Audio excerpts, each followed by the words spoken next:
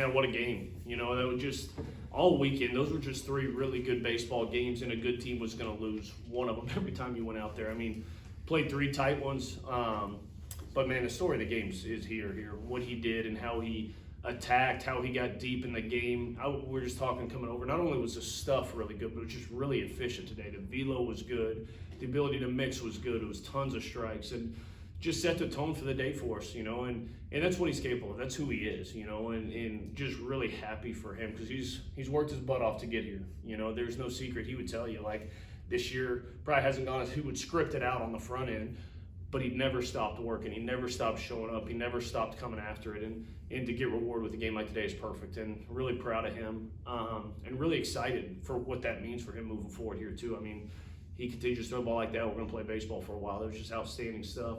Obviously, Hammy, just another really good game, just really good swings. I mean, was an inch away from hitting a 2-run pump there in the 8th to kind of give us some wiggle room, but just a great effort. I mean, no secret, you know, AD's been battling some heat stuff since last week and wasn't really around practice a ton this week, just trying to get himself back and just didn't have stuff today. You could see it. It was just tired. It was just didn't have stuff, but it's why we're a team. We're bigger than one person. We don't have to have AD be perfect every time. And Tyler Fay came in and did a great job. Shaq there at the end, just unbelievable job, just coming in, doing what he does, attacking the zone and executing pitches. And you know, just a really good team win overall. You know, we left some meat on the bone, I thought, there in the 7th with the bases loaded, but man, Christian Little's cutter ain't fun to hit anyway. He executed a pitch and he got us out of that thing, but what a great job by our pitching staff, just finding a way to hold them and holding a pretty dang dangerous offense to some low runs and giving us a chance to win a series this weekend when maybe our offense wasn't at our best. So we'll roll in. We got a big weekend next weekend. You know, there's no secret. Those guys, I know mathematically their season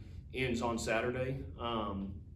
But man, nothing will make them happier than trying to ruin ours. So we got to have a good week of practice and roll out to the Plains next week ready to attack. Yeah, Ben, obviously your best outing today of the season so far. Had a good outing battling illness last week. And what have you kind of been working on the last couple weeks to kind of get back into your groove and kind of where you want to be as a pitcher? Yeah, I think for me, a lot of it's just like tempo and being comfortable up there. And obviously throwing strikes, attacking the zone, getting ahead. That's what I think I've done well the last 2 weeks. You know, we got a really good defense. So you know, they made some really good plays today, LeBron, Hodo. But I think for me, it's really just about attacking the zone. When I attack the zone and get ahead, it's a lot different than when I don't. So I mean, I guess that's every pitcher, but that's what I've kind of been doing well to see more success.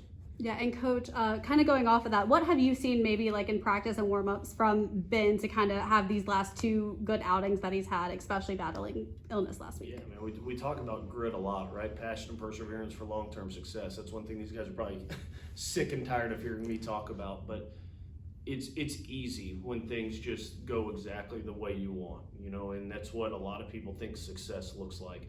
That's not success. Success and sustained success is going through the muddy, dirty, crappy, hard stuff and coming out the other end because you just keep showing up and you just keep working.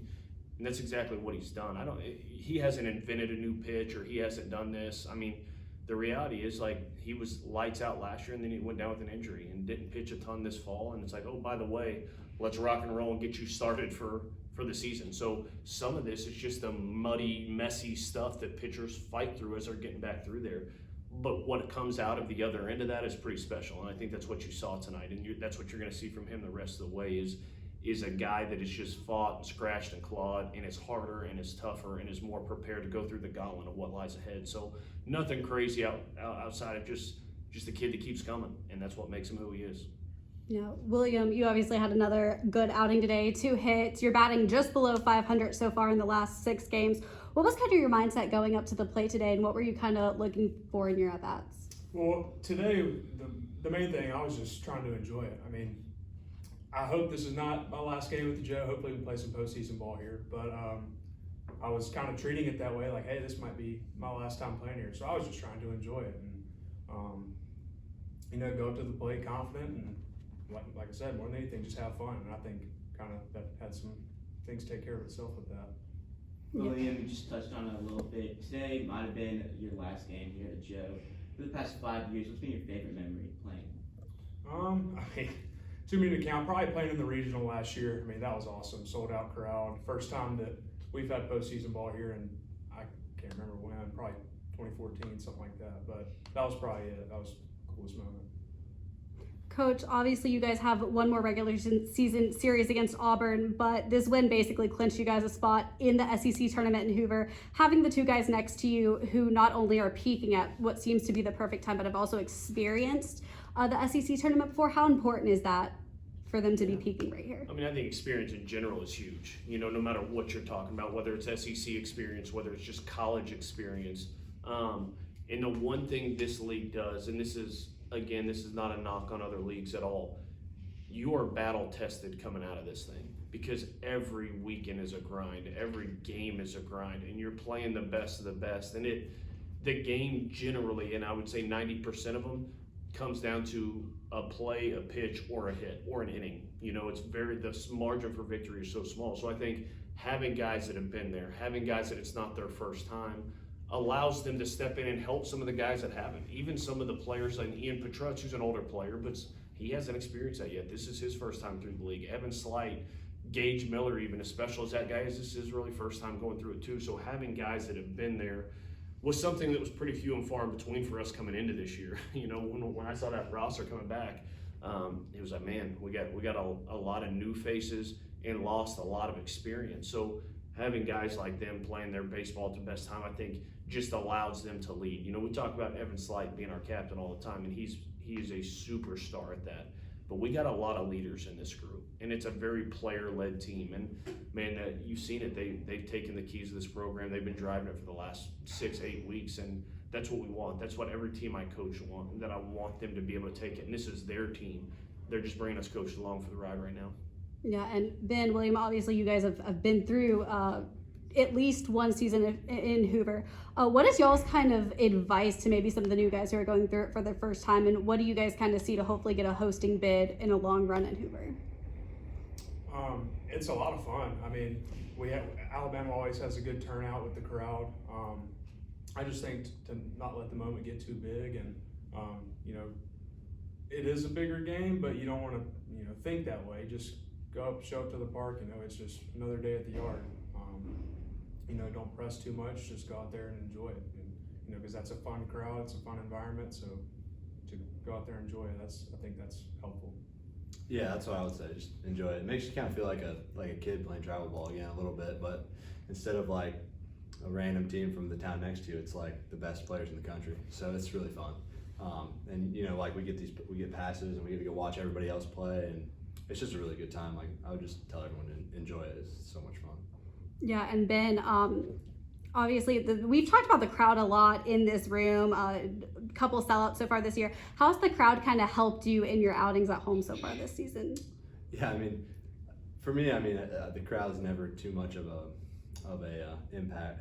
Never has too much of an impact one way or the next. But I love seeing the turnout at the Joe, and they get the clap going on 2 strikes, and it's you get a little energy from it. But it's just been really fun. Like the difference from my freshman year till now, and I'm sure Hammy can attest to it. It's like the crowds are way better, and people are actually coming out to see us, and it's really fun.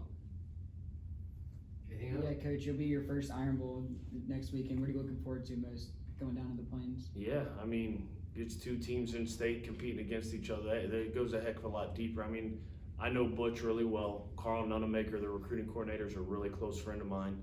And we're both going to want to rip each other's faces off for 3 days next week. And that's what makes baseball awesome. I was talking to Jay about that on Friday before the game. That's the beauty of this sport is, man, we don't need to be Tommy Tough guys. We're going to go out there and we're going to shake hands, and we're going to go try to compete our tails off and smack the other one. Then we're going to shake hands at the end of it and move on from it. And I know how much those weekends mean to the people in this state, and very frankly in recruiting. You go out and take care of business there, you have that in recruiting a little bit. They go take care of business against you, they've got that in recruiting a little bit. So there's a lot of factors that boil into this. But I think just my message to our guys in general for the last, I don't know how many weeks, is exactly what Hammy said. Be present, enjoy it. Like these things, man, like every one of these guys that are on our field that are wearing pullovers and aren't able to go compete would give anything to get back on the field and play. And these moments, I know so much in my head, it's on to the next one, on to the next one. but to steady yourself, just bring it back in. You know, I've got a sign hanging in my son Wyatt's room, and it says these are the good old days. And I think that's something that's so easy to lose sight of when you're playing this game. Is it's on to the next, and it's on to the postseason in Hoover, then it's on to the regional, and then it's on to this. Man, you'll look back on these days, and it's going to go like that. I'm sure his 5 years, he's snapped his fingers, and here we are, you know. And so we're going to go over there. We're going to prepare this week really hard. We're going to go out there and try to win on Thursday. We're going to send it out there. We're going to compete our tails off. We're going to try to win on Thursday, then we'll reset and do it again the next day. But that's my hope for these guys. Is this is a good group of kids. They've worked really hard, and we just need to show up and be present, and like Hammy said, enjoy it and get to do it against your in-state rival. There ain't nothing better than that. Yeah, Coach, you guys obviously played your last midweek last week against Troy, and you've had a couple weeks without midweek, especially with some of these like Thursday starts on the weekends. Have you noticed any type of maybe momentum change versus a longer break than a shorter break not playing those midweeks, or is kind of practice usually the same leading up to those series? Practice is similar, but I will say, like, when the offense is rolling, you're like, can we just keep playing games? You know, I think this group could really benefit from a little bit lighter week as we head into Thursday. You know, you know, you guys have heard this from me. I will never create excuses for our kids, but this week was not a normal week of practice for them. We still had guys out. We had some guys not even taking BP or coming out and taking a round and having to go back in. So I'm looking forward to, hopefully now that we're a week out, of having just a good, clean week, you know. And the beauty is you don't have to wait long to get back on the field. Thursday will be here before we know it. We'll take a day tomorrow, get our bodies right, get everything underneath us, have a really good day of practice on Tuesday, and then we'll hit the road on Wednesday and head down to Auburn. So there's times I think that you want to keep rolling and keep rolling and keep rolling. I think this will be a much needed week for our kids and get our bodies back right, get hydrated, eat, and come out and have a good week ready to go. All right. Thanks, guys. Thanks, guys. Roll Tide. Thank you.